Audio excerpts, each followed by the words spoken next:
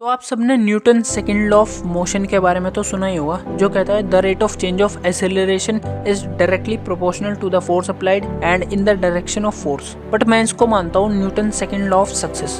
कैसे? एग्जाम्पल से समझते हैं। मतलब अगर कोई बाइक चल रही है तो उस बाइक की स्पीड कम होना या ज्यादा होना ये इस पे डिपेंड करेगा कि उस पर कितना फोर्स लगाया जा रहा है और किस डायरेक्शन में फोर्स लग रहा है। सिमिलरली अगर आपको कामयाब होना है और होते ही जाना है कंसिस्टेंटली, तो आपको लगातार फोर्स लगानी पड़ेगी एक ही डायरेक्शन में। अब यहाँ पे फोर्स हमारे एफर्ट्स है। इसको एक फॉर्मूले से समझते हैं, force is equal to mass into acceleration.